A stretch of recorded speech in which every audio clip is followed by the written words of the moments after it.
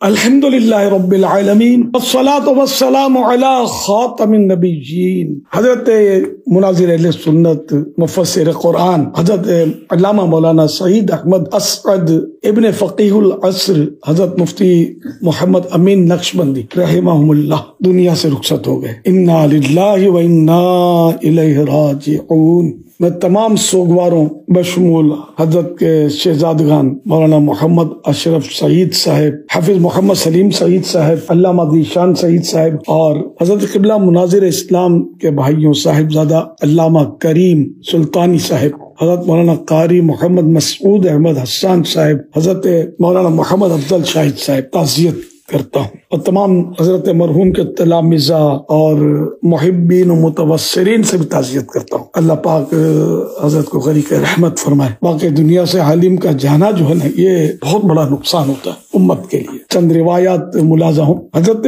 امیر المومنین مسلمانوں کے دوسرے خلیفہ عمر فاروق اعظم رضی اللہ عنہ فرماتے ہیں، اللہ کریم کے مقرر کردہ حلال و حرام کی سمجھ رکھنے والے ایک عالم کی موت کے آگے ہزار عبادت گزاروں کی موت بھی کم ہے، جو دن کو روزہ رکھنے والے اور رات کو قیام کرنے والے ہوں۔ حضرت مولا علی شیر خدا کرم اللہ وجہہ الکریم سے منقول ہے، جب عالم وفات پاتا ہے تو 77,000 مقربین فرشتے رخصت کرنے کے لیے اس کے ساتھ جاتے ہیں، اور عالم کی موت اسلام میں ایسا رخنا ہے جسے قیامت تک بند نہیں کیا جا سکتا۔ حضرت سیدنا سعید بن جبیر رضی اللہ عنہ کا فرمان ہے کہ علماء کا دنیا سے جانا لوگوں کی ہلاکت کی علامت ہے۔ الحمدللہ میں حضرت مناظر اسلام کی زیارت سے مشرف ہوں۔ ایک بار تو جامعۃ المدینہ گلستان جوہر کراچی میں آپ کی تشریف آوری تھی، اور عثمان غنی مسجد میں آپ نے فجر کی امامت بھی فرمائی، اور دوسری بار فیضان مدینہ میں ایک بار آپ کا کرم ہوا تو چند لمحے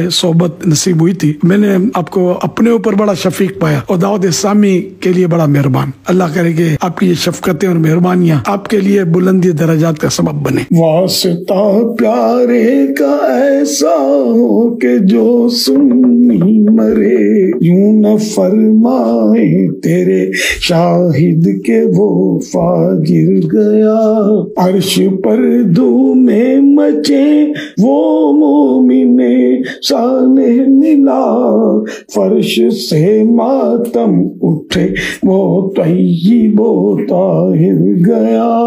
اللہ پاک ہمیں علماء کا قدردان بنائے۔ اللہ پاک حضرت مناظر اسلام مرحوم کو غریق رحمت کرے۔ اللہ پاک حضرت کے درجات بلند فرمائے۔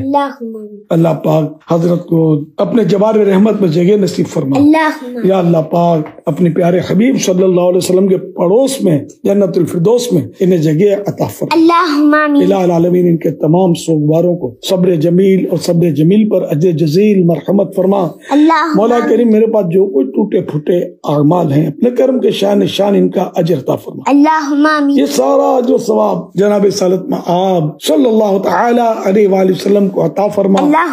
وسیلہ خاتم النبیین صلی اللہ تعالی علیہ وآلہ وسلم یہ سارا ثواب خلفاء راشدین، امہات المؤمنین، تمام صحابہ و تابعین و تبع تابعین، ائمہ مجتہدین، علماء کاملین، مشائخ عاملین، مفسرین، محدثین، تمام بزرگان دین، تمام مسلمات و مسلمین، تمام مؤمنات و مومنین کو عطا فرما۔